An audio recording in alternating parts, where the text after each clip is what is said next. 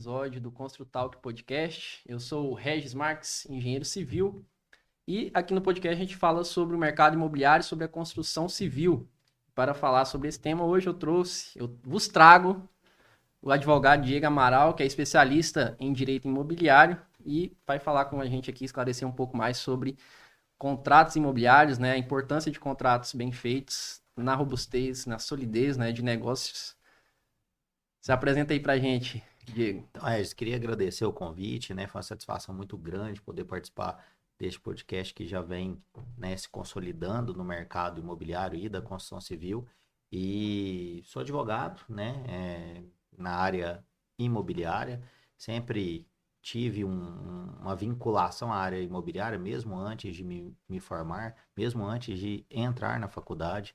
Então, meu comentava ontem numa resposta de caixinhas do Instagram que a pessoa me perguntou quantos anos que eu tenho experiência na área. Eu falo que é 24, porque eu comecei como office boy num escritório que trabalhava com a falência da construtora Incol em 99.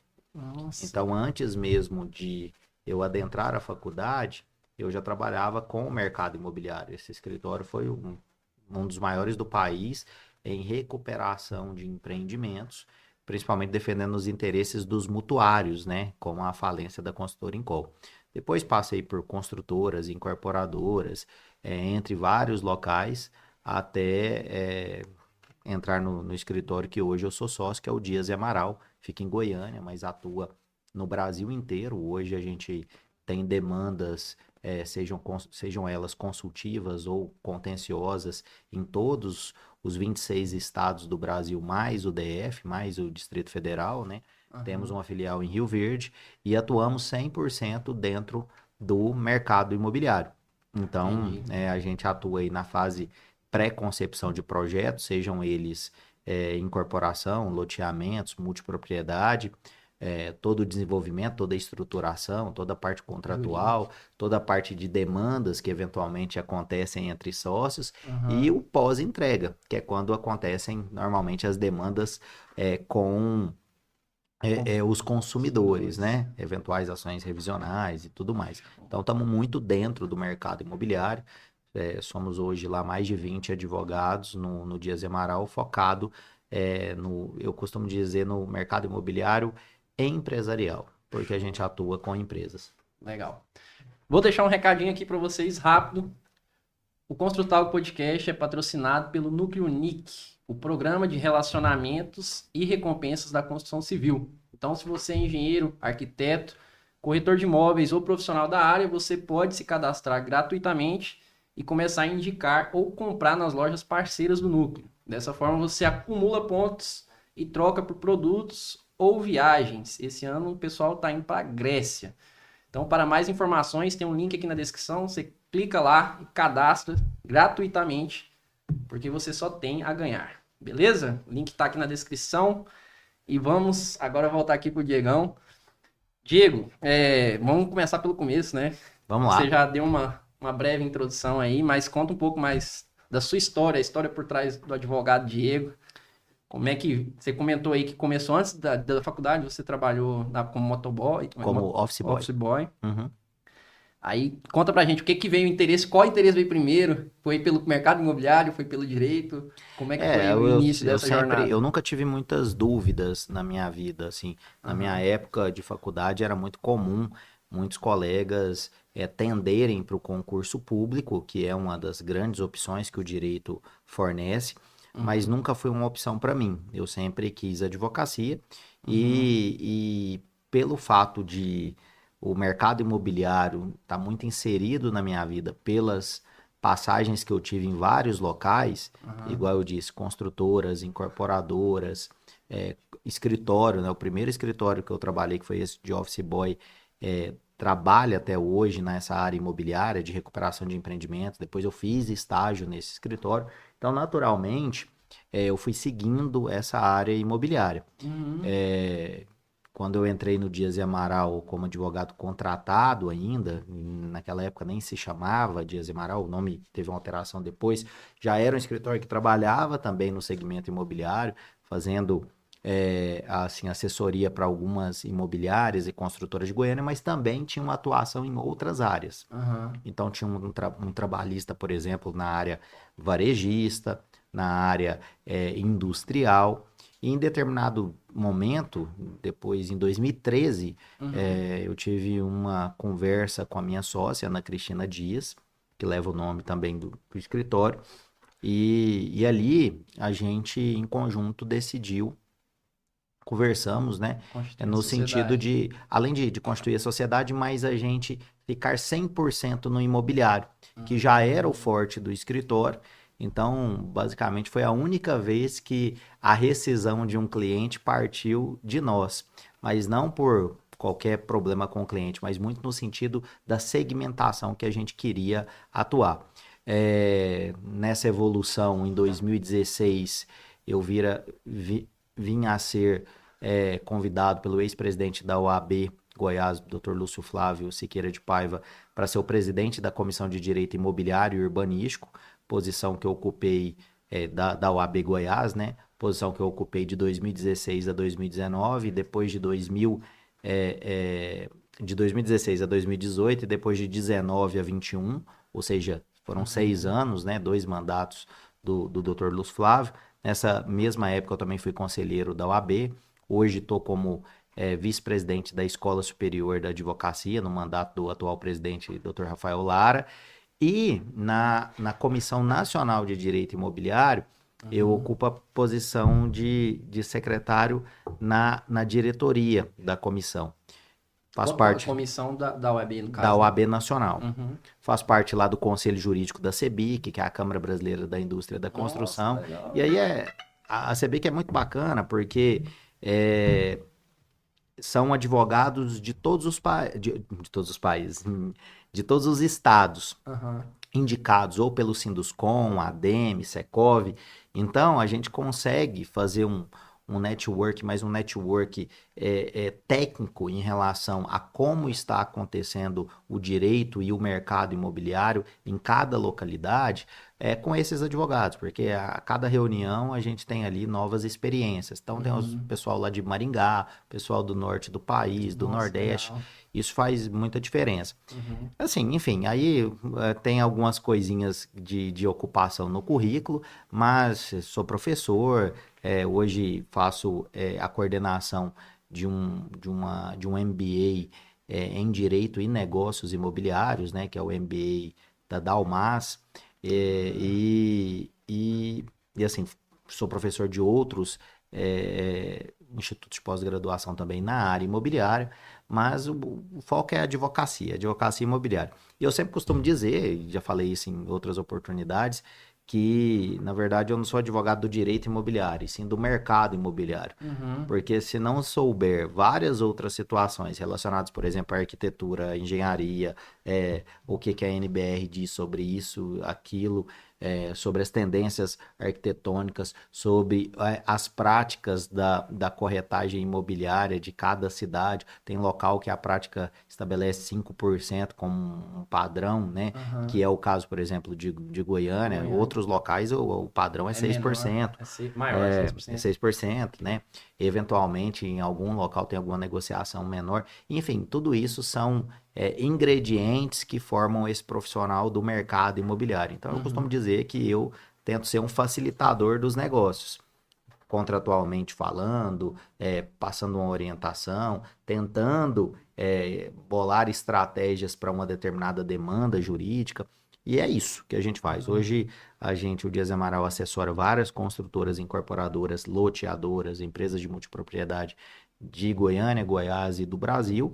É, e estamos muito otimistas para esse novo ano aí, até porque o mercado está numa ascensão muito boa, né? Vem com essa ascensão desde a pandemia, Aham. e todos os especialistas, as pessoas que a gente segue aí nas redes sociais, que troca ideias, que participa de bate-papos como esse aqui, tem uma expectativa positiva até por conta da queda da Selic, a estabilização da inflação, então juros menores, possibilidades de daqui 2, 3 anos nas entregas dos empreendimentos, os financiamentos também estarem num Mais valor barato. menor. aquecimento do próprio mercado imobiliário naturalmente, o que faz com que o metro quadrado fique um pouquinho mais alto, mas com um interesse muito grande das pessoas de adquirirem imóveis. Vi, inclusive, o Marcos Araújo, que é o fundador da Data Store de Campinas, né? Um amigo, já participei com ele de várias conversas boas, mas vi ontem ou anteontem ele postando alguma coisa de uma pesquisa que ele fez pela Data Store. O Marcos é estatístico, né? Ele falando que na sua vida você fica em torno de 44%, salvo engano, do tempo da sua vida na sua casa, no seu lar. Então nós estamos falando de algo extremamente importante. Sim. É ali que você convive com a família, é ali que você tem momentos de alegria, de prazer, de insights para o seu trabalho. E esse mercado está cada vez mais aquecido. As pessoas têm visualizado a oportunidade de adquirir a sua residência e fazer realmente daquela casa um lar para todos os seus projetos. Entendi. Você comentou a questão da indicação para a CEBIC. Quem te indicou, no caso aqui, se foi indicação de quem? A minha indicação para a CEBIC, para o Conselho Jurídico da CEBIC, é pela ADEME. A minha indicação é da ADEME, da Associação das Empresas do Mercado Imobiliário. À época, eu já estou na segunda gestão, à época a minha indicação foi pelo atual presidente da CEBIC, né, que a gente tem a honra de ter um goiano lá como presidente, que é o Renato Correia, que é diretor, né, da Vega Construtora. Ah, legal. Já teve um convidado da Vega aqui também. Teve uma da Demas também, o engenheiro civil Henrique, não sei se você conhece, mas é nessa pós-graduação aí também. Bacana. Você comentou rapidamente, né, como é que foi o início da jornada ali, mas queria entrar um pouquinho mais na questão da faculdade ali, como é que foi o período da faculdade e saindo da faculdade também, como é que foram as primeiras experiências ali, como é que foi esse início aí? Assim, igual eu te disse, né, as minhas oportunidades foram vinculadas ao mercado imobiliário. Como qualquer estudante quando forma, né, na minha época tinha uma brincadeira que você deixa de ser estudante e passa a ser desempregado quando você termina a faculdade. Então, na verdade, Passou de fase. a sua fase é decaindo. Então, e aí eu fui buscar advocacia, entender um pouquinho como funcionava. Tentei durante um determinado tempo advocacia autônoma, mas ao mesmo tempo com outros projetos, com os contatos ainda do mercado imobiliário. E aí eu tive uma atuação dentro da área de incorporação da Brookfield Construtora, que tinha vindo para Goiânia, mais ou menos de 2007 para 2008. Eu me formo em 2008, né? Então, ali eu tive uma experiência boa de incorporação e de lá, através de uma pós-graduação que eu fiz, um MBA em negócios imobiliários da ADEME, com parceria da Universidade Federal, inclusive indicação da Brookfield na época, eu conheci várias pessoas do mercado imobiliário. Ali eu conheci o Dalton, que hoje é o diretor-presidente da Riso Imobiliário, que me indicou a Ana Cristina, que era sócia proprietária do nosso escritório hoje, do Dias e Amaral, e ali eu entrei como advogado contratado para depois, na sequência, me tornar sócio do escritório que hoje leva o nosso nome, né? O Dias e Amaral Advogados. Ah, legal. E aí,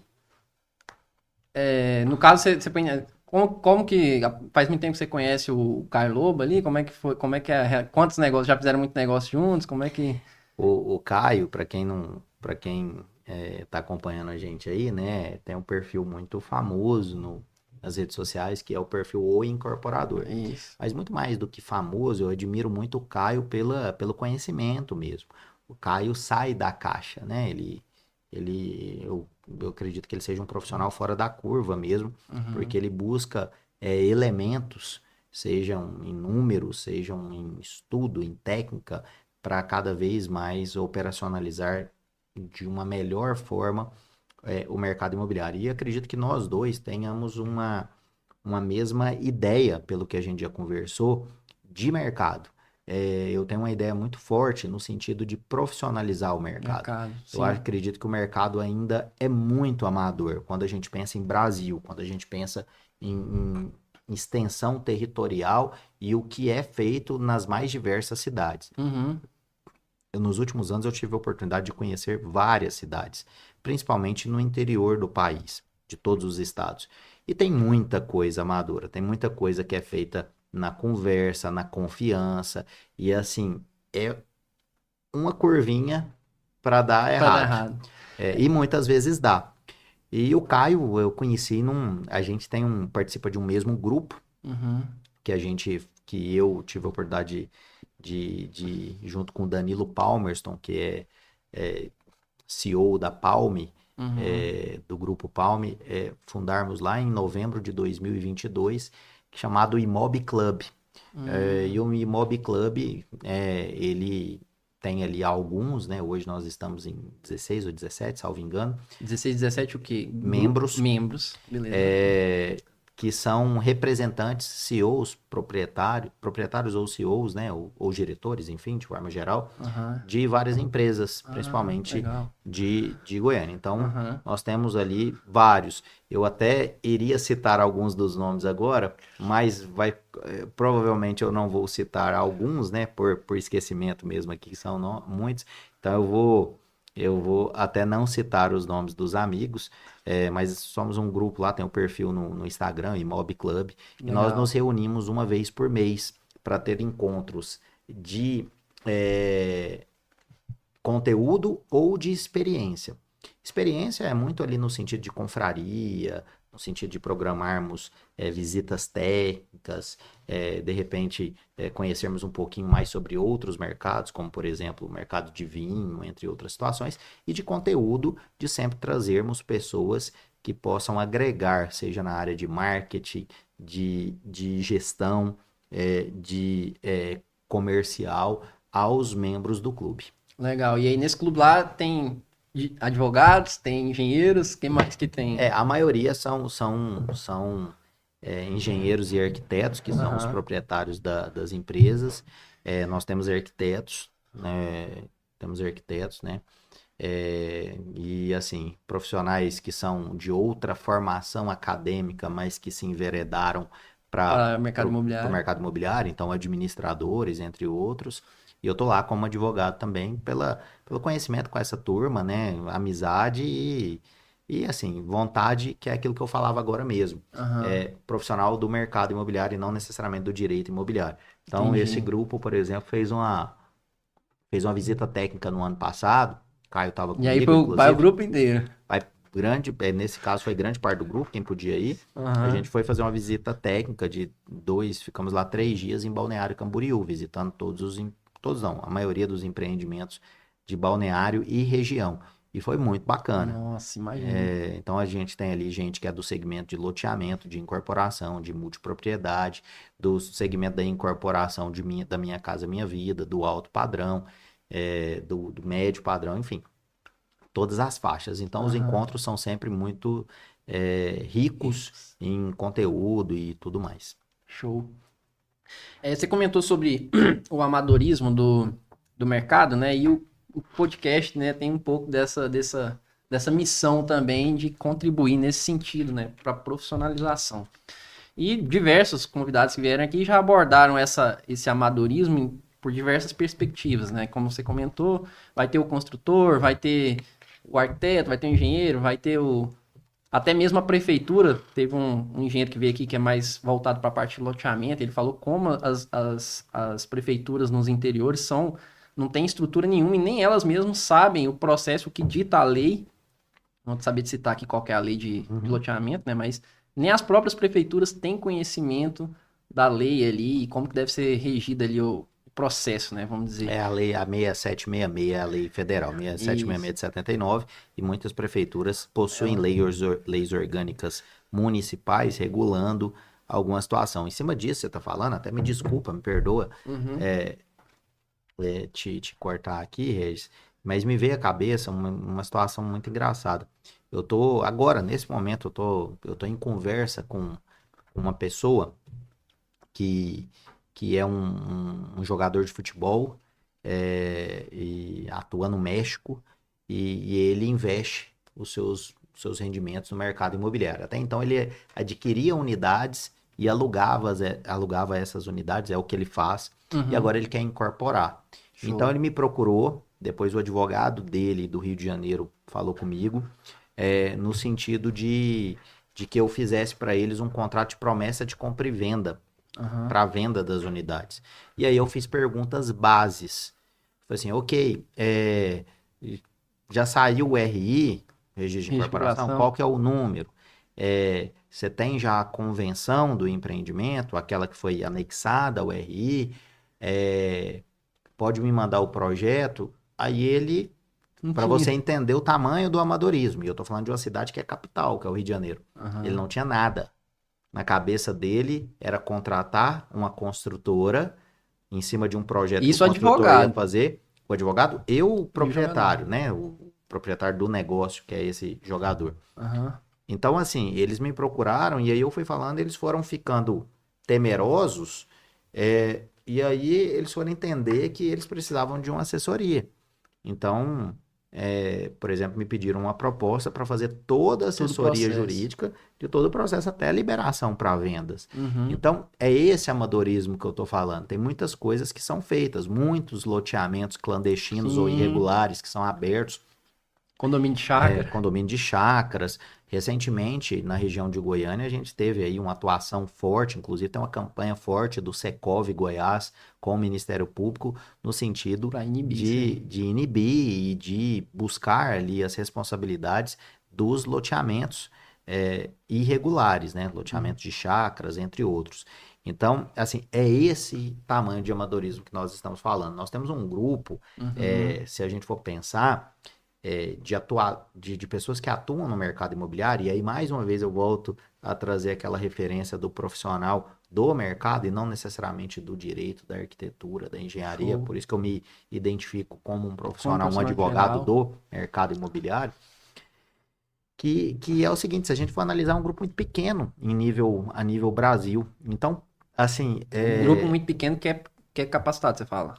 não, é um grupo muito pequeno no geral, de capacitação, exatamente, pessoas que sabem fazer os São negócios. poucos. Então, assim, eu participo de diversos eventos no Brasil inteiro. Uhum. Então, assim, os eventos que a ADIT, a Associação das Empresas do Mercado Turístico e Imobiliário, faz, todos os anos normalmente eu participo. O IBRADIM, que é o Instituto Brasileiro de Direito Imobiliário, o seminário jurídico da CEBIC, eu sempre estou participando. Então, assim, eventos que acontecem em vários locais do país e eu vejo que a dor é muito similar, que é este amadorismo. Então, nós vemos cidades muitas vezes muito ricas, no interior de Goiás mesmo, E Rio o Verde, cara. Jataí, entre outras situações, e você vê coisas sendo feitas mal feitas, ou de formas equivocadas, que não necessariamente é por uma má fé de quem está fazendo, Mas é por falta de mas por capacitação. falta de conhecimento, capacitação e ignorância mesmo, e não buscar economias muito bestas, desculpe a expressão, mas Sim. muito assim mesquinhas no sentido de repente, não vou contratar o advogado para um contrato, não, porque meu contador já faz esse contrato da SPE e tá tudo ok. Depois ele vai ver o prejuízo que ele tem numa cláusula que não foi colocada, entre outras situações. Então, esse tipo de economia faz com que a gente tenha um amadorismo ainda Nossa, grande no gigantesco. Brasil em negócios imobiliários. Entendi. Aí voltando lá ao que eu ia, a questão dessa questão ainda, continuando, na verdade, né? Você comentou que você se identifica com o Caio por pensar, né, da mesma forma que ele, nesse sentido de profissionalizar, de trabalhar no sentido de profissionalizar o mercado imobiliário, né? Eu acompanho o Caio ali e eu vejo que ele faz esse papel voltado para engenharia, né, de modo geral, para engenheiros, né, ou incorporadores. Como que você se posiciona assim? Quem que é o público que você procura profissionalizar ou contribuir nessa profissionalização? O público é similar, mas com vieses diferentes. O Entendi. Caio atua através da empresa dele, né? Enfim, construções que ele realiza, mas o Caio vende cursos, excelentes cursos por sinal, mas Uhum. muito focado no funding, né? Na Isso. capacitação captação de recurso para o mercado. Uhum. A minha área de formação é jurídica. Uhum. Então, o meu viés de conteúdo, vamos dizer assim, ele é jurídico. muito voltado à segurança jurídica dos negócios. Legal. Então, ele é muito voltado para a parte contratual dos negócios, os contratos imobiliários. E aí a gente tem uma infinidade de contratos. Eu tenho contrato de locação, eu tenho contrato de parceria imobiliária, de atuação principalmente em loteamentos, eu tenho SPE, eu tenho SCP, eu tenho acordo de cotistas das SPS. Então, assim, eu tenho a própria promessa de compra e venda, compromisso de compra e venda. Entendi. Então, são vários os chips, build to suit, enfim. Muita coisa aí, né? Muita coisa, muitos exemplos contratuais que vão se adequar a cada negócio específico. Uhum. Então, assim, surge um potencial cliente, um empresário, quer atuar no mercado imobiliário fazendo o quê? Esses dias me procurou uma pessoa que quer atuar no mercado build-to-suit. O que seria esse mercado build-to-suit? O build-to-suit é um tipo de contrato, né? O build-to-suit é importado da língua inglesa, a ideia é importada da língua inglesa, a expressão se permanece, que é o direito de construir, né? Construir para servir. Essa é a ideia base do build-to-suit. Na legislação brasileira, ele está ali junto com o contrato de locação, e tendo também uma vinculação com o contrato de empreitada. Como que funciona? A gente passa na rua e muitas vezes a gente vê lotes vazios, mas com a placa aluga-se. Uhum. Por quê? Porque existe um projeto que vai ser desenvolvido pelo próprio proprietário, né? Projeto esse entregue pelo futuro locatário, que já vai locar o imóvel entregando um projeto de construção. Não, a construção se dá pelo proprietário no build-to-suit. O que acontece? Drogarias, deixa eu explicar melhor. Drogarias, academias, essas redes de academia que estão crescendo cada vez mais, agências bancárias. Foi-se a época onde essas empresas adquiriam terrenos para construir os seus pontos comerciais nas diversas cidades do Brasil. Então, como que funciona isso na prática? Elas hoje, elas buscam muitas vezes terrenos e fazem um negócio no build-to-suit. Elas entregam um projeto, o proprietário do terreno constrói em cima do projeto que ela entregou e aluga para essa pessoa com locações grandes, com largo tempo de locação, normalmente a partir de 10 anos, que é inclusive o que a legislação brasileira estabelece na lei do inquilinato, né, tendo ali o acréscimo com a possibilidade do build-to-suit, trazendo então essa ideia de locação em cima de um projeto que, se ele fosse construir, seria daquele jeito. Quem constrói é o proprietário, coloca um preço de locação que ao longo do tempo ele vai ter rentabilidade com isso, e o locatário, normalmente essas empresas, não tem o desembolso de capital para aquisição de terreno. Então o build-to-suit tem sido usado e cada vez mais utilizado no Brasil. Palmas. Por exemplo, é uma cidade que... Tem muito isso, né? Palmas... toda a região do Pará tem muito isso de crescimento, mas Goiânia também tem muito. Tem muito também? Eu conheci, não sabia que se tratava de build-to-suit, mas eu conheci esse tipo de negócio em Palmas, fiquei sabendo lá. E lá parece que é bem forte, assim, né? Assim, eu poderia dizer no Brasil todo, assim, me procurou é isso que eu ia te falar, me procurou esses dias um empresário que ele tinha um interesse em, quero investir no mercado imobiliário e na aquisição de terrenos para alugar. Ele não sabia exatamente qual que é o mecanismo jurídico a ser utilizado, qual que é o remédio jurídico para o que ele quer. Ele me passou a ideia e ali eu vou estruturar. Você quer realmente trabalhar com build-to-suit. Então, você tem que se aproximar com potenciais locatários nesse sentido, oferecer sua carteira de terrenos nesse sentido. Você tem capital para fazer as construções, faz as construções, aluga aí por 10, 15 anos, tem sua rentabilidade para trás e tá tudo certo. E é bom que o cara tenha uma garantia ali, tipo, um contrato longo, né? O contrato é longo. A ideia dentro desse primeiro contrato de 10 a 15 anos é que ele já tenha um lucro em cima daquele valor que ele investiu. Sem dúvida nenhuma. Para garantir que ele vai ter um ganho nos ali. primeiros anos, ele vai tirar para trás o investimento de construção. Eu falava de build-to-suit há um tempo. Só uma dúvida rapidinho, claro. Objetiva, que é o seguinte: qual a margem, entre aspas, média, né? Uma margem média de lucro nesse tipo de negócio? Varia muito, porque depende muito do custo da sua construção. Uhum. Então você pega academias, por exemplo, onde ela tem uma construção em tese muito mais em conta, porque são galpões abertos e você consegue fazer isso com processos construtivos mais específicos, você vai ter uma lucratividade muito maior, que muitas vezes vai ultrapassar os 50%, e talvez até em muito. Outro tipo de construção, porque o detalhamento da construção, quem vai te dar vai ser o locatário. Então, todo o projeto, todas essas situações, talvez você vai ter que gastar mais na construção, e aí vai ter que, aí sua lucratividade vai ser menor. Mas tudo isso depende também do tempo de locação.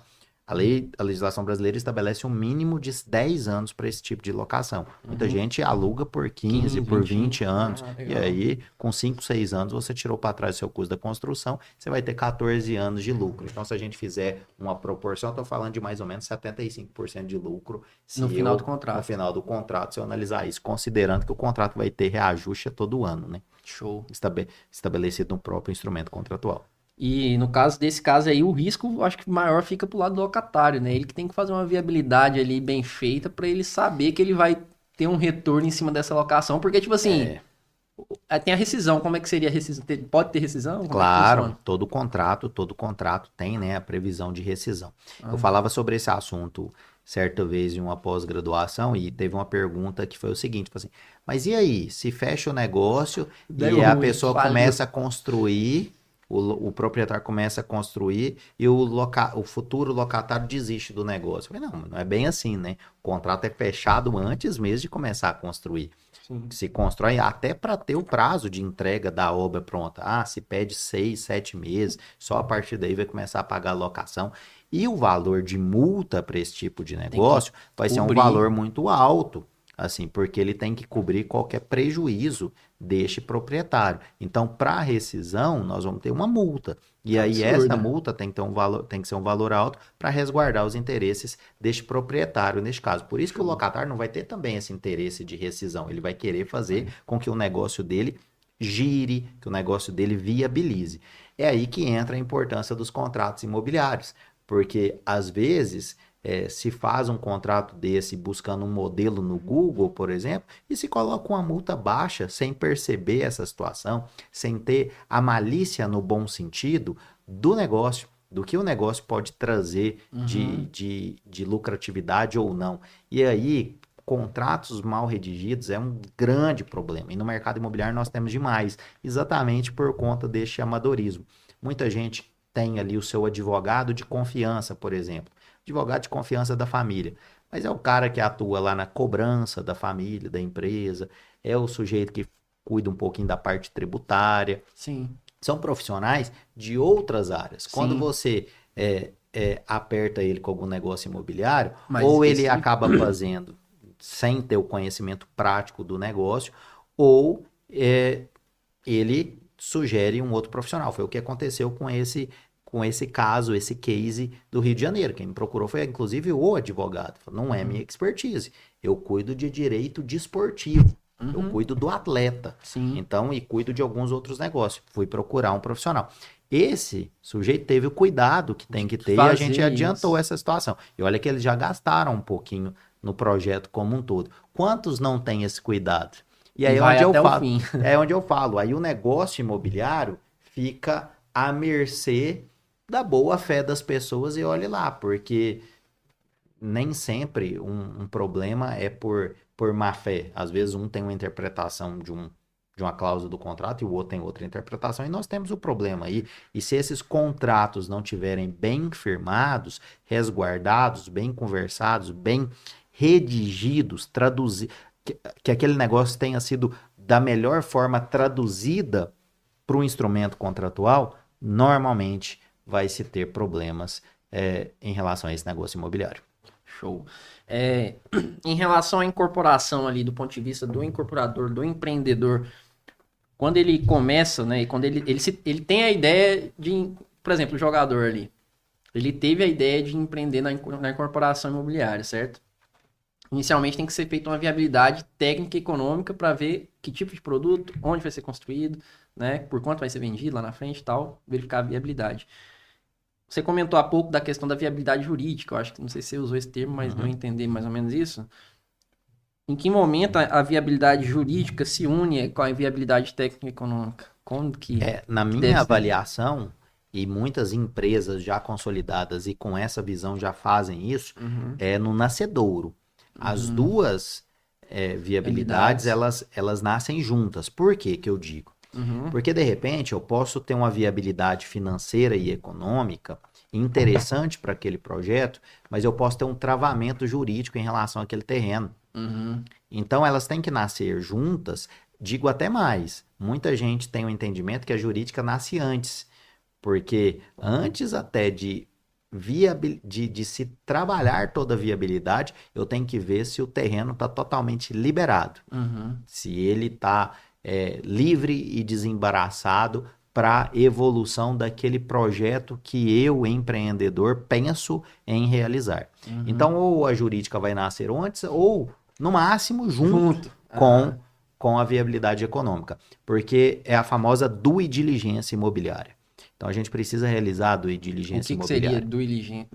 São as diligências necessárias em relação ao terreno para se verificar a legalidade, a viabilidade jurídica de tudo o que ele representa para este empreendedor. Por exemplo, eu tenho um terreno lá e tem uma pessoa vendendo este terreno.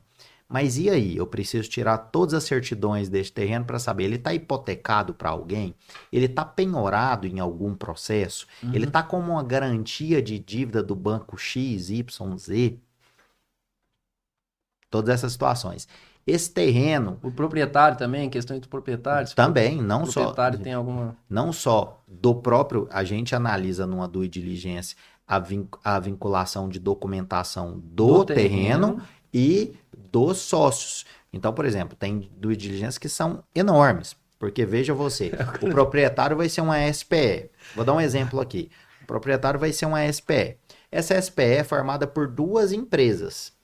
Uhum. Normal no mercado imobiliário. Sim. Então eu vou analisar o terreno, As aí eu vou empresas, analisar as empresas, os só que aí sócios. essas empresas, uma é formada por dois sócios, pessoas físicas que eu tenho que analisar, e outra é formada por uma pessoa jurídica E uma e por pessoa física. uma pessoa física. Eu vou analisar a pessoa física e vou analisar toda a documentação dessa outra pessoa jurídica e vou Destrinchar. destrinchar quem são os sócios dessa outra pessoa jurídica para ver se em algum momento alguma dívida, um inventário, qualquer situação nesse sentido pode alcançar aquele terreno. Você já Nossa, imaginou o cara. que se gasta num projeto imobiliário? Nós temos projetos gigantescos no Brasil, né? Que antes mesmo de ser aberto ao público, já se gastou nesse projeto E, 2, 3, 4 milhões de reais. e, E se você não tiver a certeza e a segurança jurídica necessária para investir nesse projeto, pode ter certeza que esse projeto vai afundar e vai ter e esse problemas custo e prejuízos. inicial sai do interessado, no caso do empreendedor ali, de quem tem a ideia, e ele vai ser cobrado, entre aspas, vai ser reavido quando o empreendimento der certo. Caso não dê certo naquele primeiro terreno, no segundo. Aí é a viabilidade econômica, né? Ela é Aham, a viabilidade econômica que ele tem que fazer.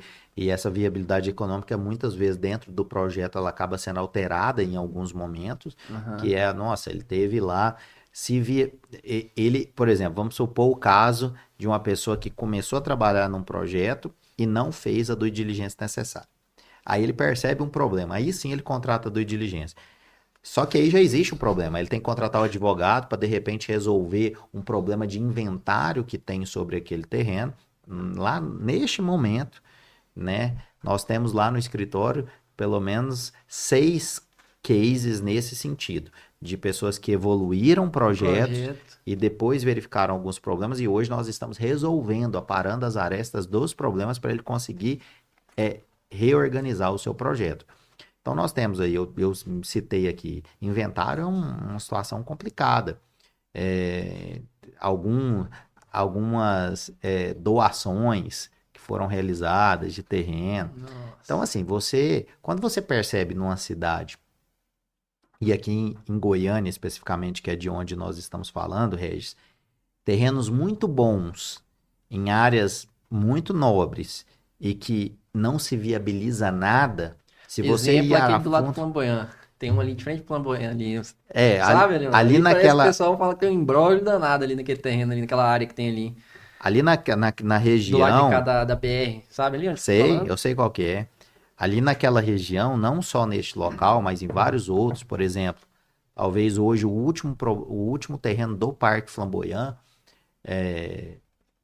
e quando não se desenvolve nada, você pode ter certeza, pela malícia que eu falo no bom sentido do mercado imobiliário, que são terrenos que têm uma complexidade muito grande para se resolver, para tentar, né, Viabilizar o desvincular projeto. esses nós dos problemas jurídicos ou econômicos para se viabilizar o projeto. E a due diligência é essencial para esse tipo de negócio. Por isso que, por exemplo, dentro da área e imobiliária, normalmente due diligence não é um serviço barato de advocacia. Também não é extremamente caro, não é isso, mas não está dentro dos serviços mais baratos, porque existe uma complexidade grande. Hoje, por exemplo, no escritório, a gente tem 2 sistemas específicos só para ajudar em due diligence, buscar certidões. Imagina você, os cartórios no Brasil inteiro não se comunicam. Muitas vezes você tem que fazer uma busca em todos os locais. Nós temos alguns exemplos muito interessantes sobre travamentos de negócios imobiliários, de situações específicas, porque não tinha ainda sido averbado numa certidão, de repente tal situação. Sai uma decisão no processo, você está negociando um terreno, sai uma decisão no processo pedindo uma penhora de um bem seu, de alguma dívida que você tem. Mas se você analisar somente certidão, igual, por exemplo, e aí vai meu recado para os amigos corretores, muitos corretores fazem, e aí tá super certo, porque quem tem que fazer esse papel é o advogado, não, mas não basta a análise dos corretores, pegam todas as certidões, veja você rege, tem um baita de um terreno na cidade. Mas você tem uma dívida e você está respondendo por ela e tentando trabalhar no processo, sai uma decisão de penhora. Até essa penhora ser averbada na certidão do seu terreno, vai um tempo dessa comunicação do O judiciário. cara vai lá e vende Vamos o supor terreno. que ele, vamos supor que está vendendo neste momento, a sua certidão vai estar limpinha. Uhum, Só que uma hora vai chegar, sim. entendeu? Tem um delay ali, E né? aí tem esse delay. Então, se você não fizer a análise do processo para saber o que aquilo pode atingir aquele determinado terreno, esse negócio pode ser inviabilizado. Então, DUI é uma maneira, Diligência. DUI diligência, né? E Due aí diligência. Agora que eu entendi. DUI diligência, no escritório a gente fala muito, a Due. prática do mercado, DUI é algo que a gente faz muito Trabalhoso. e trabalhoso, mas muito necessário para o mercado para dar essa segurança jurídica, solidez, que inclusive é o tema do nosso bate-papo aqui, né? Show. Solidez dos negócios imobiliários. E já, só pra gente entrar direto nesse tema aí, agora só mais duas perguntinhas rápidas aqui, que umas, qual a sua expectativa para tokenização, né, dos Uhum. negócios imobiliários, dentro disso aí que você falou, questão de cartório, né, como é que os advogados estão ansiosos por isso aí, e a questão também, pode responder brevemente, que é a questão de como você enxerga, assim, nessa sua jornada, o mercado dos empreendedores nesse sentido de ter essa consciência de contratar ou de procurar um advogado, como esse jogador de futebol teve. Como é que você observa, assim, o nível de consciência do mercado nos últimos anos? Como é que tá evoluindo? Se tá parado, se tá... Como é que tá? Entendi. Sobre a questão da tokenização, eu vejo com os olhos muito positivos. E Uhum. acho que teve uma aceleração muito grande com a pandemia.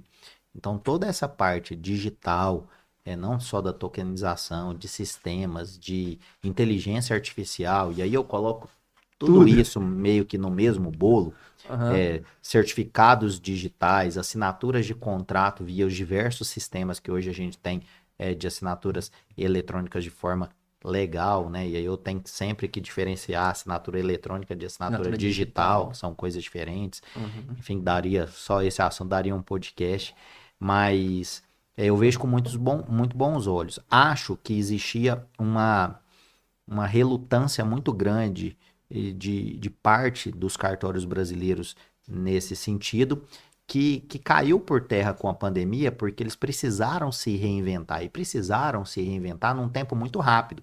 Então, quando se programava uma digitalização Dos ou mesmo a cartões. implementação da tokenização anteriormente, sempre se vislumbrava isso pensando a longo prazo. Ah, vamos começar agora para programar nos próximos 10 anos. De repente veio a pandemia Rapaz, e teve que ir do todo dia mundo pra noite. precisou correr com essas questões. Então vejo muito, de forma muito positiva, acho que a gente já, agora em 2024, fora da pandemia, a gente já tem muita coisa construída, mas existe um caminho Uma jornada, hein? grande ainda para muitas coisas positivas serem construídas nesse sentido. Esse é o primeiro ponto. Sobre a sua segunda pergunta, que é exatamente a conscientização do empresariado, do empreendedor, no sentido de contratação de pessoas técnicas, não só na advocacia, que é a minha área de atuação, mas em outros campos também, dentro do processo construtivo ou de projeto como um todo, eu vejo com bons olhos, no sentido de que isso está evoluindo, mas acho que ainda não está evoluindo na rapidez como deveria. Como eu te disse, em empresas mais consolidadas, isso já é uma prática de mercado, inclusive com departamentos muito bem estruturados nesse sentido. A gente assessora várias empresas dessa forma, empresas que têm departamento jurídico próprio, e aí o departamento jurídico faz um link, né, uma interface com o escritório para discutir todas as demandas jurídicas, passando isso para toda a diretoria. Mas outras empresas ainda, e aí entra principalmente aquelas ideias que eu estava passando para você do interior do país como um todo, é muito na cabeça do empreendedor. Então nós temos várias cidades brasileiras, por exemplo, onde se vende sem o registro de incorporação. Abre-se venda, os corretores sabem bem do que eu estou falando, os empresários também. Projeto aprovou na prefeitura, ele está ainda na formalização do RI para ser levado a cartório e já está vendendo. Às vezes o RI vai sair e toda a venda já aconteceu. 100% do empreendimento já foi vendido.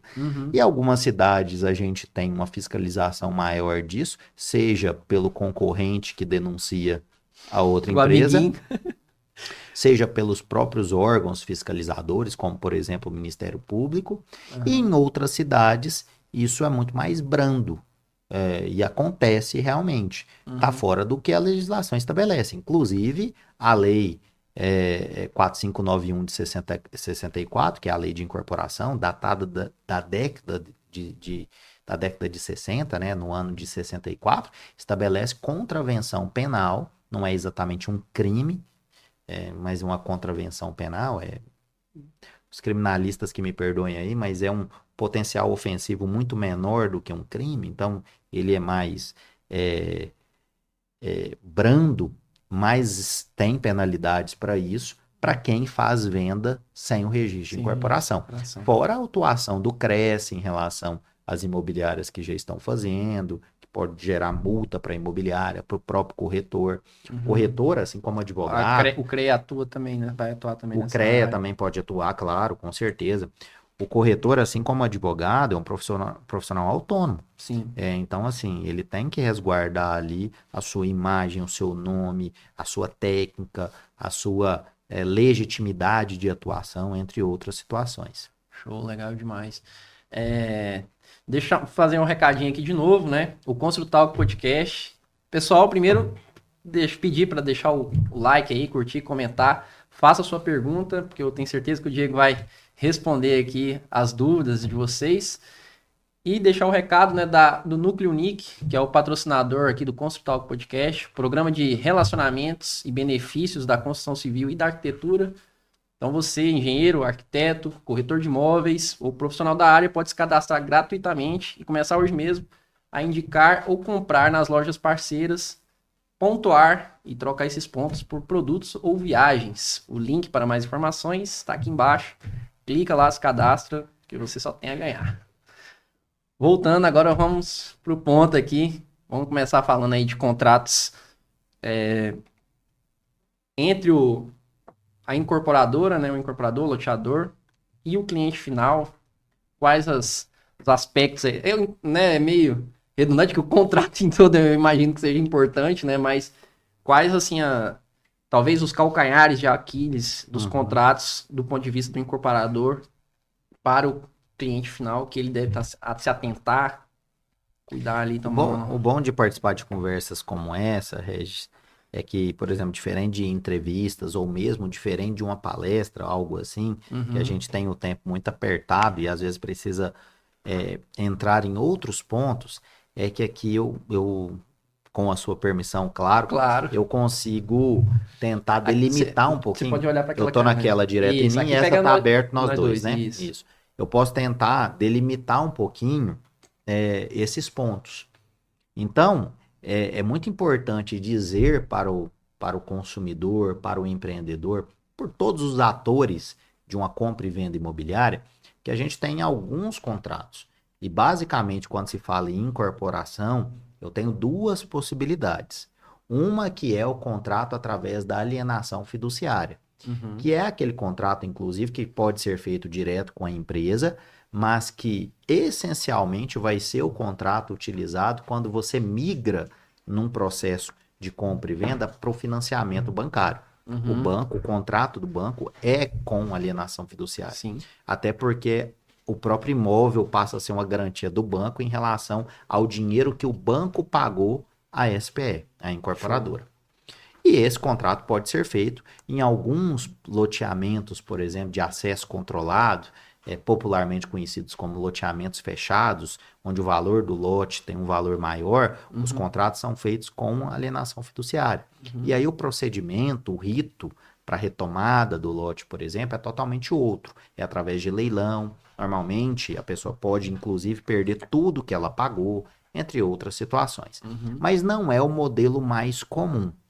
O mais comum, o mais ordinário, utilizado no Brasil inteiro, são as promessas de compra e venda, ou compromissos de compra e venda. E como eu diferencio a promessa do compromisso? Na promessa, o imóvel ainda não existe. Vai ser uma promessa do incorporador te entregar aquele imóvel. Você olha, você chega num stand, olha para cima e fala assim, você está comprando o 10º andar ali, já existe? Não, você só vê o céu. Não existe materializado. No compromisso, também é uma compra a longo prazo, porque a compra e venda, que é o que a gente conhece popularmente, simples, é à vista. É dinheiro para um lado, chave para o outro. É passar a escritura no cartório e depois fazer o registro.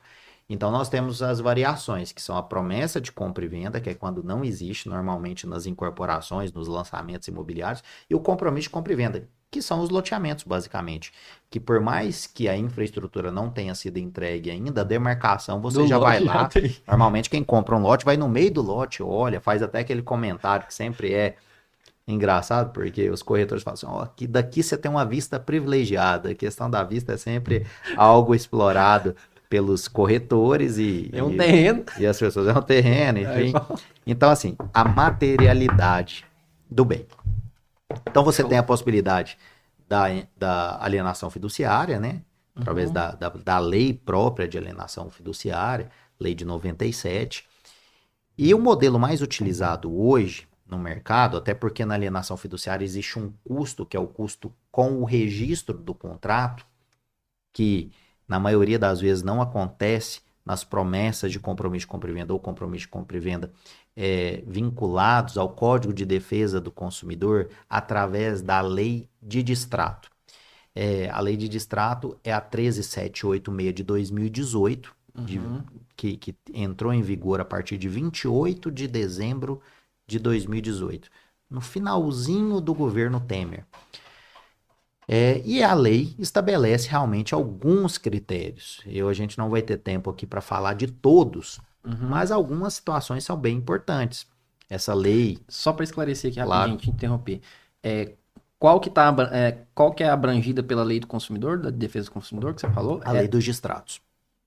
E elas estão inclusas na de alienação fiduciária, foi isso que você falou? Nos contratos? Normalmente eu tenho duas espécies de contratos. Através da alienação fiduciária, que é um procedimento próprio, com lei própria de 97, que Isso. não é o modelo mais utilizado, e é muito utilizado, mas não é o mais utilizado. E eu tenho a lei dos distratos, que convenciona, né, estabelece o regramento para os contratos, para as vendas e compras em larga escala. Então, nós estamos falando dos lançamentos imobiliários, que é diferente, por exemplo, de eu vender um imóvel meu para você. Eu posso vender até no formato de compromisso, você me pagar de forma parcelada. Mas aí eu não tenho obrigação de colocar todas as cláusulas que a lei dos distratos impõe às SPEs, ao empreendedor, colocá-las. Como, por exemplo, a cláusula de direito de arrependimento. O consumidor tem direito de se arrepender do negócio em até 7 dias da compra, caso essa compra tenha sido realizada fora da sede da SPE. Então, se ele monta um stand fora da sede e o negócio é fechado lá, ele tem direito de desistir. Agora, a própria lei traz um regramento especial para isso. Ele pode desistir desde que ele comunique o corretor, a própria SPE que está fazendo a venda, através de aviso por recebimento. Ele tem que mandar uma R comunicando seu pedido de desistência. A lei estabelece a forma. Fora isso, ele não poderia desistir, mas existe essa possibilidade. É uma cláusula importada do Código de Defesa do Consumidor para as compras que todo consumidor faz pela internet ou pelo telefone. Todo mundo hoje faz compra pela internet, chegou, não gostou, devolve. Devolve e muitas vezes você tem a opção de troca do produto ou devolução do seu dinheiro.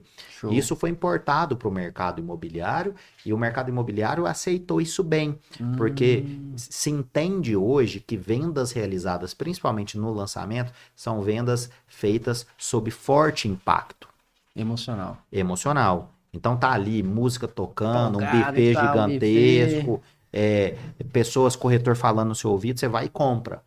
Então, de repente, você pode se arrepender. Isso é impossível, e o próprio empreendedor, a própria SPE, não quer ter esse sujeito que se arrependeu em 2, 3, 4, 5, 6, 7 dias falando como seu mal do cliente. empreendimento. Porque ele vai ser seu cliente durante pelo menos uns 3, 4 anos, que é na fase até você poder migrar para o financiamento bancário. No loteamento, onde os financiamentos são feitos muitas vezes com a própria loteadora, ele vai ser seu cliente por 20 anos, por 18 anos. Que são prazos por 15 anos, né, de 180 meses, por 20 anos, 240 meses, que são prazos hoje praticados para a venda. Então, assim, por conta de 3, 4, 5 dias de um arrependimento, você vai manter esse cliente a qualquer custo? Não. Sim. Então, é bem tranquilo essa possibilidade. E é a única possibilidade, e aí vale esse recado para os corretores, onde inclusive a comissão de corretagem é devolvida. É a única possibilidade. Por isso que muitas imobiliárias recebem a venda, seguram o dinheiro que a gente fala assim, os 7 dias na sua secretaria de vendas para depois fazer o repasse para todos os corretores que trabalharam na venda. Porque neste caso de arrependimento, até a comissão de corretagem é devolvida.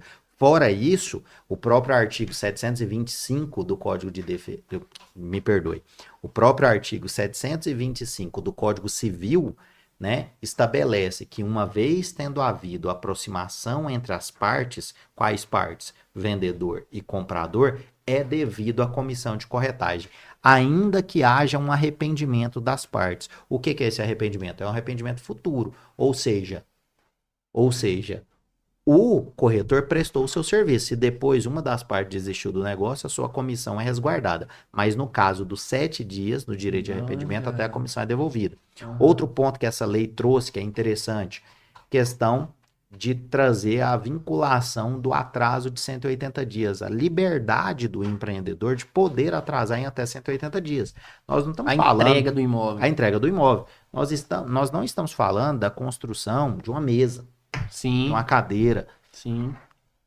Com todo respeito à mesa, à cadeira e quem trabalha na construção desses produtos, nós estamos falando de algo muito mais complexo, Sim. que demanda uma mão de obra específica, material muito específicos em cada fase do projeto, de fontes diferentes, porque a matéria-prima de insumos, né? Insumos diferentes. Insumos diferentes, exatamente. Quando nós tivemos no Brasil, no início dos anos 2000, a crise do cimento, aquilo ali impactou todo mundo. Então é muito normal que possa eventualmente hoje acontecer um atraso de 1 mês, 2 meses, 3 meses. Então a jurisprudência, a legislação, e aí regulamentada pela lei dos distratos, entendeu que até 180 dias é razoável e nisso não teria impacto de multa. Acima de 180 dias não. Aí vai caber ao consumidor decidir se ele quer continuar e esperar o produto, e aí vai caber uma multa para ele em favor do consumidor de 1% em cima do que ele pagou, do que Até ele o já momento. pagou até o momento, por mês de atraso por parte da construtora barra incorporadora, ou a rescisão do contrato recebendo tudo que ele pagou, sem nenhuma retenção, porque aí a culpa desse atraso, dessa quebra contratual, foi do empreendedor. Agora, Regis, na maioria das vezes na incorporação, a culpa pela rescisão contratual é do próprio consumidor. E é o consumidor que separou um casamento e mudou os planos. Nós estamos falando de uma compra longa, que demanda alguns anos. Então, nesses anos, muitas coisas acontecem na vida de todas as pessoas. Muda o emprego e tal. E aí, nós temos basicamente 3 percentuais a serem retidos pelo incorporador. Todo mundo tem direito de rescindir o contrato. Mas, no caso de empreendimentos onde não tem patrimônio de afetação no empreendimento, o percentual de retenção da construtora vai ser de até 25% do que o consumidor pagou. Para os empreendimentos onde há patrimônio de afetação instituído, o que são quase 100% dos lançamentos do Brasil, até por conta dos financiamentos de obra junto aos bancos, até por conta do RET, que diminui o percentual ali de imposto sobre a obra de praticamente 7% para 4%, entre outras situações. Para esses casos, no caso de rescisão contratual por iniciativa, por desistência do adquirente, do consumidor, o percentual de retenção vai ser de até 50% do que ele pagou. E a devolução dos outros 50% só vai se dar em até 30 dias após o habite. Então, se ele desiste no meio da obra, ele ainda vai ter que esperar 1 ano e meio, 2 anos e meio, para receber esse valor. No loteamento... E esse valor ele tem que ser pago à vista lá na frente ou ele... Ele vai ser pago de uma vez, não há parcelamento, mas lá na frente. No loteamento, só para fechar esse raciocínio para quem está nos acompanhando, o percentual é diferente. O percentual vai ser de 10% do valor atualizado do contrato. Então, não é em cima do que a pessoa pagou, é em cima do valor do contrato.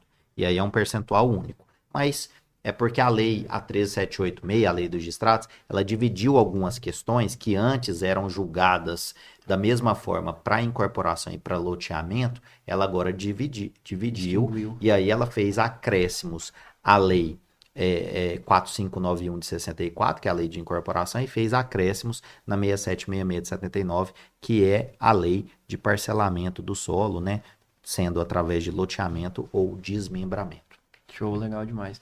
Aí, continuando lá a pergunta que eu tinha feito, né, a questão dos aspectos mais importantes, calcanhares de Aquiles ali e tal, aí você ia comentar, a gente... assim, esses são pontos, né, essas cláusulas eu preciso fazer referência, mas, basicamente, calcanhares de Aquiles eu acho que estão nos campos de possibilidade de rescisão contratual. Existe o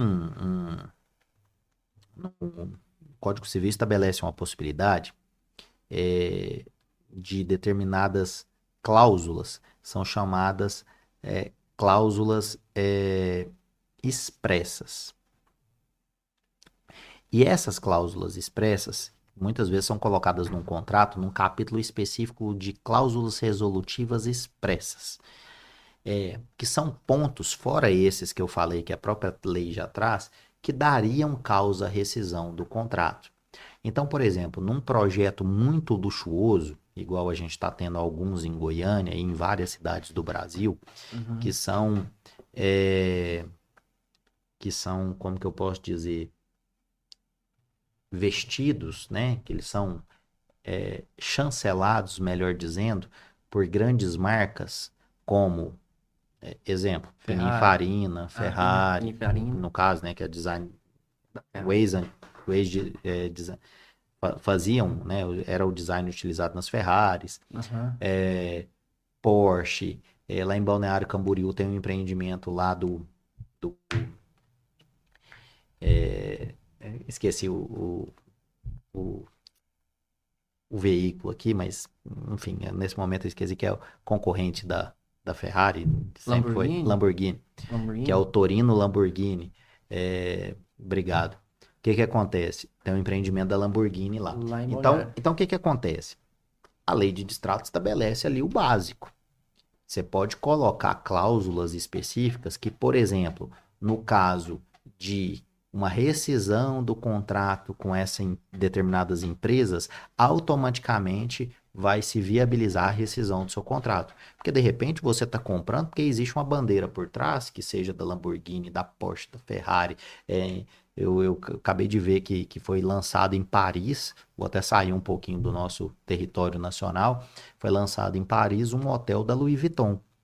Então, um hotel específico, inclusive em formato de bolsa da Louis Vuitton, cheio de painéis de LED, entre outras situações. Então, nesse processo construtivo, se de repente alguma coisa sai, vou dar um outro exemplo. A empresa contratou o arquiteto X, um super renomado, e de repente o projeto alterou, vai manter inclusive a mesma ideia de projeto, mas não vai ser mais o arquiteto X que vai assinar. Vai ser o Y. São situações específicas que cabem nas cláusulas resolutivas expressas. Porque a cláusula resolutiva expressa dentro do Código Civil... Essa expressa poderia ser substituída por específica? Não, o expressa já vem da própria lei mesmo.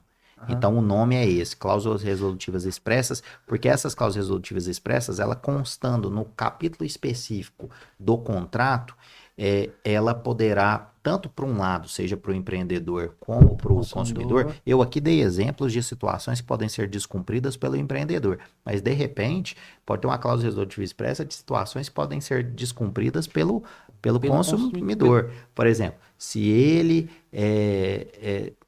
não só o não pagamento, porque isso já está na lei, mas eu faço um empreendimento onde o público-alvo são determinados pessoas ou profissionais, e a pessoa não é daquela área e de repente fingiu, teve uma mentira nesse sentido, poderia gerar uma rescisão contratual. Estou falando aqui de forma muito acadêmica, que foge muito... Então só para... ver se eu entendi a questão. O que eu quero dizer...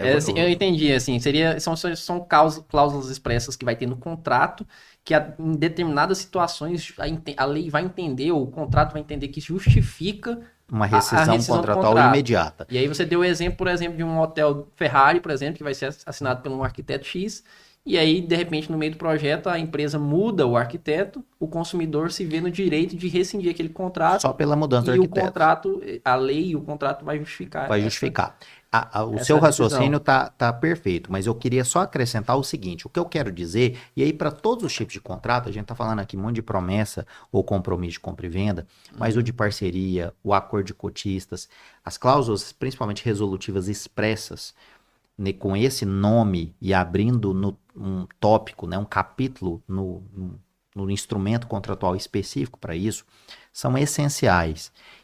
E só vão saber como colocar essas cláusulas ou esses detalhes do negócio, aquele profissional que for um profissional que tenha o conhecimento do mercado imobiliário, que tenha conhecimento do negócio, para saber trazer segurança jurídica ali para o seu cliente, né, para o seu...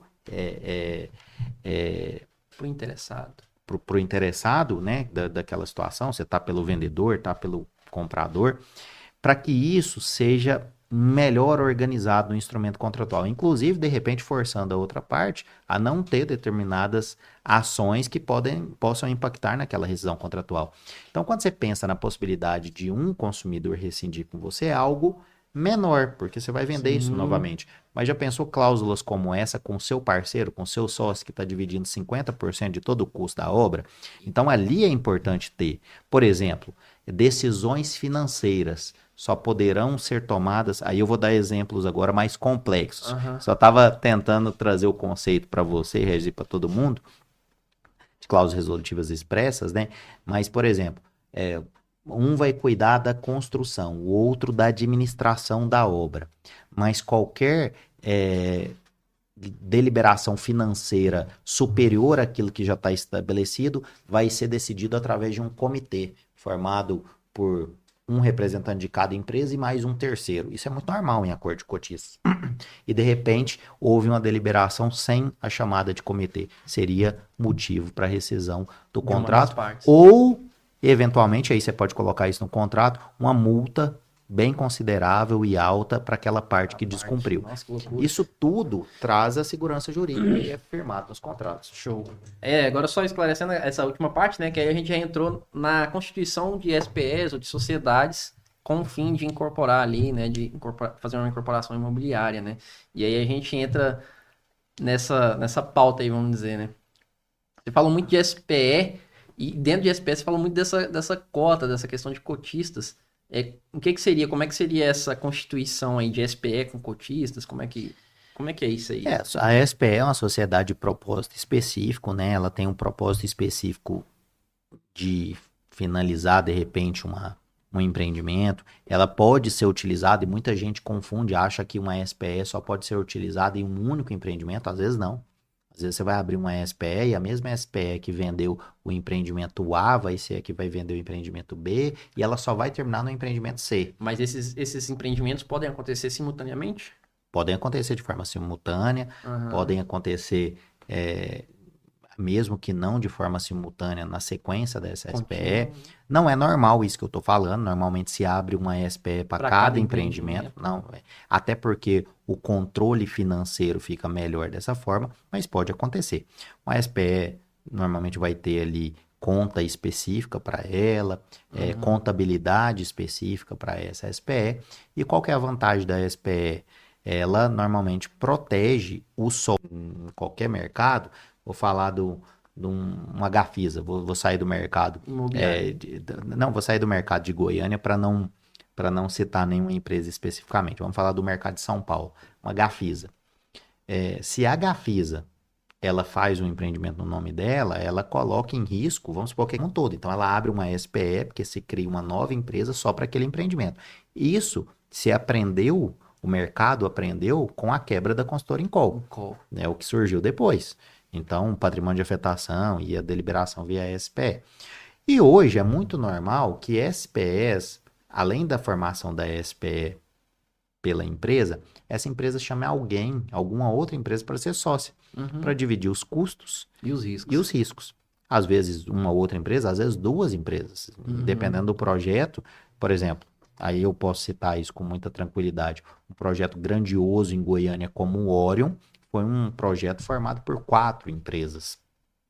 Então, a SPE do Orion é formada por 4 sócios que vão aportar. E eu estava semana passada com um dos sócios do Orion e ele me falava o seguinte, que naquele momento, até porque eles passaram algum sufoco financeiro durante o empreendimento, até para entrega, e depois deslanchou, né? Graças a Deus, e para todos os empreendedores e para todos os consumidores que ali investiram seus capitais e formaram imóveis, né? Mas ele me falava o seguinte, se a gente fosse sozinho naquele projeto, a gente não dava conta de sustentar em determinado momento. Então era dividido por 4. E aí, quando você faz uma divisão por 4, cada um fica responsável. De empresas diferentes, com aportes específicos, com percentuais nem sempre iguais.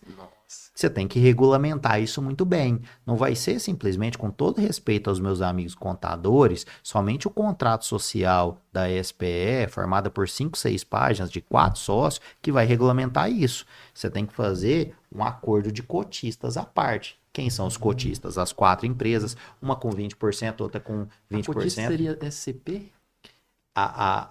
É porque a gente tem os cotistas na SCP, que é a Sociedade em Conta de participação, que é um outro negócio. Não é isso que você está falando. Não é isso que eu estou falando. Eu estou falando das SPEs. Os cotistas das SPEs, os sócios das SPEs, tá? É porque cada sócio tem as suas cotas. 20%, 20%.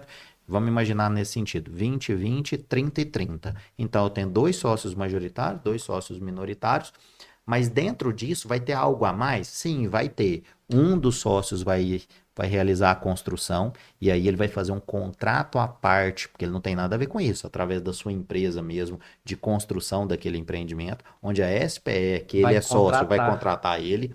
Outra empresa vai fazer a gestão administrativa e financeira. Outro vai fazer a incorporação, que é toda a parte de vendas, entre outras situações. Eventualmente uma divisão ali do marketing e tudo isso vai ter contratos específicos. Show. Mas como que você regulamenta? De repente a empresa A, e aí você pode pensar nas maiores do país, tem um modus operandi de trabalhar. A empresa B tem um modo Outra. diferente. Quando você vai e faz uma sociedade e a construção vai se dar com uma, tem empresas que fazem o seguinte: tem um engenheiro da obra, mas tem um diretor de construção que acompanha. Tem empresas que é só o engenheiro da obra. Uhum. E é coisas diferentes. Então, tudo isso vai ser regrado no acordo de cotistas. Por isso Uhum. que o advogado tem que entender todo o negócio, trazer Tem que isso ter uma visão expresso. macro, né? Porque trazendo isso, escrevendo, eu costumo dizer, Regis, que conversas difíceis geram bons relacionamentos. Porque você tem as conversas difíceis todas antes. E ali estabelece tudo. Depois, a coisa flui. O Abílio Diniz tem um vídeo muito famoso dele, de quando ele vendeu, enfim, a participação dele no Carrefour e tudo mais, que ele fala o seguinte: eu tenho um arrependimento? Tenho. Foi quando eu vendi minha participação em tal negócio. Mas não pelo negócio, porque o negócio era fantástico. Eu estava no momento certo, com o preço certo e tudo mais. O meu arrependimento é pelo contrato. O meu contrato deveria ter sido melhor feito.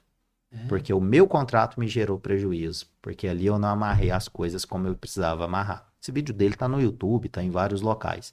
Se escrever lá, Abílio Diniz contrato, todo mundo vai ver. Um vídeo até curto de uma entrevista que ele dá para uma moça, para uma mulher, e ela pergunta sobre isso. E aí é onde eu falo das conversas difíceis antes de acontecer o problema. Porque depois que aconteceu e você não tem nada resguardando, aí é cada um por si. Não, eu não devo isso para você, não. Você deve sim, porque era isso. Não, mas ficou o disse pelo não, o Aí dito o pelo não advogado disse. vai ganhar o dobro. Então é essa que é a questão, entendeu? Aham. Show. Aí você comentou, uma dúvida que eu tenho muito, assim, é a questão da... Até onde vai a segurança proporcionada pela SPE? Onde começa a do patrimônio de afetação? E até onde vai a de patrimônio de afetação? A segurança que elas geram. Como é que... A SPE e o patrimônio de afetação, muita gente acaba até confundindo, mas são institutos totalmente diferentes, porque eles, dentro de um negócio imobiliário, eles têm características parecidas, semelhantes. Isso. Eu O, sou um o desses. patrimônio de afetação, ele já pode nascer com o produto, e a Uhum. lei de incorporação, a 4591, estabelece essa possibilidade, ou ele pode ser instituído a qualquer momento por iniciativa do empreendedor. Quem Uhum. decide isso é o empreendedor. O patrimônio de afetação significa que você vai abrir uma conta específica para aquele projeto, que vai ter uma contabilidade específica e que jamais esse dinheiro pode sair daquele projeto em específico, Uhum. que é o que, segundo o que é relatado, foi o que levou à falência da Da consultora Incol. Incol. Porque naquela época não existia patrimônio de afetação. O patrimônio de afetação surge no Brasil em 2004. A Incol fale em 99. Então ela pegava, de repente, dinheiro do caixa de De uma um obra que tinha projeto. acabado de lançar e pegava e jogava numa obra que estava numa fase de acabamento e vice-versa, e foi jogando obra e obra e obra e obra. Para você ter uma ideia, quando a Encol, o tamanho da Encol, que quando é decretada a falência da Encol, ela deixa no Brasil de projetos startados, já iniciados, na segunda laje, finalização, enfim, mais de 700 projetos Nossa. concomitantemente sendo realizados. Então, o patrimônio de afetação protege o consumidor disso tudo, sem contar que, hoje em dia, banco praticamente nenhum, não que isso esteja escrito em qualquer lugar, mas é Mas é por uma uma prática. segurança, é uma prática, financia a obra se não tiver patrimônio de afetação. Uhum. Você quer fazer sem patrimônio de afetação, então você assume Você- o custo todinho, custo próprio. E mesmo que a empresa tenha o capital para desenvolver um projeto de 30 milhões, 40 milhões, uma incorporação, Não é... ninguém faz isso porque não justifica. Ela A pega dinheiro viabilidade emprestado, não a foi tão viabilidade, interessante. exatamente. Então, esse é o patrimônio de afetação. A SPE, ela, e aí o patrimônio de afetação, igual eu falei, assim, é uma garantia, uma proteção do próprio consumidor. A SPE é uma proteção para o empresário, Empresário. porque Entendi. se cria uma empresa nova, que sai daquele cerne daquela empresa. Eu vou citar algumas empresas, só para ficar mais claro, de Goiás, mas das construtoras que tem mais projetos aí, mas Souza Andrade, Terral, EBM, Opus, Rodrigues da Cunha, e aí vai, enfim, ENEC, das grandes empresas, em geral, a CCE, enfim, porque aí eu falo uma, quero começar a falar todas, mas WV Maldi, enfim, todas as empresas, e todas. O que acontece? Elas, já pensou se elas fossem a empresa que vai executar? Não tem problema nenhum de limitada executar obra, incorporar.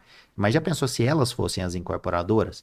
Ao mesmo tempo ela está incorporando 4, 5 obras iguais. Aí vamos supor que dê certo, sem problema nenhum, 4 obras. Mais uma aconteceu um acidente de trabalho. Faleceu um empregado. E por conta disso tem uma ação civil pública do Ministério do Trabalho, Ministério Público do Trabalho, que pede, de repente, a paralisação das obras daquela empresa. Você está entendendo que essa paralisação afeta todas as outras obras dela, se ela tiver no nome dela específico? Não é SPE, não. Porque vai ser uma SPE só para aquele empreendimento. Sim. Fora todas as outras coisas que se cumulam à ideia do patrimônio de afetação. Então é só um exemplo prático para mostrar a proteção. Mas basicamente, se eu fosse falar alguma diferença, o patrimônio de afetação protege muito o consumidor, a SPE protege muito o empresário. Show, depois dessa explicação, não esqueço mais. Tá certo. E aí, no caso da SPE, só tirando uma duvidazinha aqui, no caso da SPE, então, se tiver mais de um empreendimento ali, vai ser afetado, vai ser impactado por um exemplo. No caso desse aí, de que um trabalhador teve um problema lá, por exemplo, e ia falecer. Então, naquele caso, por exemplo, que você falou que pode ser mais de um empreendimento dentro da SPE. Falei que não é comum, mas tem pessoas que usam uma única SPE para 2 empreendimentos ou mais. Aí poderia ter uma afetação de todos esses 3 empreendimentos ou 2, sem problema nenhum. Entendi. Agora vamos falar um pouquinho de SCP, não estava muito combinado, mas... Tô à disposição, não tem problema nenhum, não. SCP, a Sociedade em Conta de Participação. Eu não sei se é uma impressão minha, né? Mas eu tenho a impressão que parece que o pessoal está tomando mais consciência em relação a esse modelo de negócio. Você entende isso também? Ou sim, não, é um modelo muito interessante. Principalmente para captação de recursos, né? E hoje, assim, eu quero até depois fazer um post e alguma coisa nesse sentido, separando, colocando a diferença de SPE e SCP, porque é uma dúvida de muitas pessoas. Qual o melhor modelo a utilizar? Depende do que você quer. Na SPE, como eu disse aqui, eu tenho uma vinculação muito de proteção patrimonial em relação aos sócios, né? Proteção da empresa ou da pessoa física que está por trás daquela empresa. Na SCP, eu tenho uma ocultação de determinados sócios. Porque na SCP, Sociedade em Conta de Participação, que é em regra, né, juridicamente falando, é uma empresa que não teria personalidade jurídica, enquanto a SPE eu tenho um registro na junta comercial, a SCP o registro é no cartório, não é na junta comercial, ela é constituída como empresa, mas sem registro na junta. Então ela fica sem personalidade jurídica. E aí... Mas tem CNPJ. Mas pode abrir o CNPJ, pode ter o CNPJ da Receita né? Até para suas atividades. E aí são para aquelas pessoas que muitas vezes querem entrar no negócio como investidor, mas não querem necessariamente ter vinculação com aquele negócio. Sim. Então, eu tenho ali o sócio ostensivo, que é quem toca o negócio, e eu tenho o sócio participante. Por que é tão utilizado esse modelo quando eu busco um empreendimento para ser construído com capital próprio, para formação de toda a cadeia de adquirentes daquele empreendimento? Sei lá, eu vou vender 100 apartamentos, eu consegui formar uma SCP com 100 apartamentos, ok. Eu não vou ter custo de marketing, porque eu não preciso vender para o consumidor externo, eu já abri isso dentro da SCP. Os próprios sócios vão adquirir aquele empreendimento, porque na distribuição de lucros da SCP eu vou entregar um apartamento para cada um. Agora, o que muita gente confunde, essas pessoas não são consumidores. Então, assim, a lei, o CDC traz uma proteção muito grande. Ele é sócio do produto. Se lá na frente. Por isso que muita gente... Por que a SCP muitas vezes dá problema? Porque a pessoa, o empreendedor que vai ser o sócio ostensivo, chama você, eu, e fala, ó, sua cota vai ser de 200 mil. Lá na frente, no projeto, ele vira e fala assim, ó, precisa de um aporte de mais 100, de mais 200. Aí o que que você fala? Não, você tá doido? Não sei o quê. Não, o preço da construção aumentou e tudo mais, precisa. E tal. E aí, muita gente que não tem essa noção, porque na cabeça das pessoas, dos sócios participantes, ele está, na verdade, adquirindo, comprando um empreendimento, ele não tem essa noção que, na verdade, ele está no risco do negócio. Isso. Até por isso, normalmente, as SCPs, que são formatadas, elas têm um valor de cota, que seria ali o metro quadrado, um valor menor do que o praticado no mercado. Sim. Porque você está entrando no risco. No risco, Você claro. pode, inclusive, ter uma vantagem interessante, mas Mas, você pode ter essa situação. E aí, não é todo mundo que tem essa noção. Mas uma situação onde, na hora de firmar o contrato, entender, procura um advogado, procura orientação, um profissional do mercado, né? É isso que eu falo, um advogado do mercado imobiliário que vai poder te auxiliar da melhor maneira possível. Mas as diferenças bases, além de outras, que não vale a pena agora, que são muito técnicas de explicar, basicamente é isso. Na SCP você tem uma situação onde você se vincula ao negócio, por exemplo, como um sócio, mas você, quem vai tocar o negócio é outra pessoa, que é o sócio ostensivo. Você tem um foco final, que é no mercado imobiliário, normalmente uma unidade de um apartamento, de uma casa ou algo assim. Mas ela é formatada para vários outros negócios também. show. Deixa eu só. Deu nosso tempo aí, viu que passa rápido. Passa rápido, conversa Só rapidinha. vamos ver se tem alguma participação aqui, senão a gente encerra. Mas eu gostei dessa frase que você falou, que deu um tão insight aqui. Eu acho que para os próximos convidados eu vou pedir pro cara trazer, pro convidado trazer uma frase. Que eu gostei dessa frase aí que você falou do conversas complicadas geram bons relacionamentos. Mas é isso. Conversas difíceis geram bons relacionamentos em todas as áreas. Show. Deixa eu só ver aqui. Isso é muito, para mim é muito forte, assim, faz muito sentido.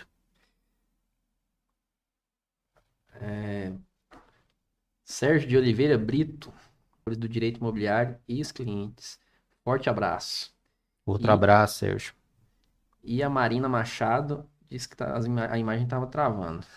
Vamos melhorar isso aí para a próxima, Marina. Acho que foi algo específico, né? Pontual. Mas fica a observação. Agradeço aí pela participação dos dois. Agradeço o aceite o convite, a conversa aqui que foi de muito, muito valor, muito conhecimento. Tirou várias dúvidas, tenho certeza que tirou dúvidas de muitas pessoas aí e fica eternizado agora na internet.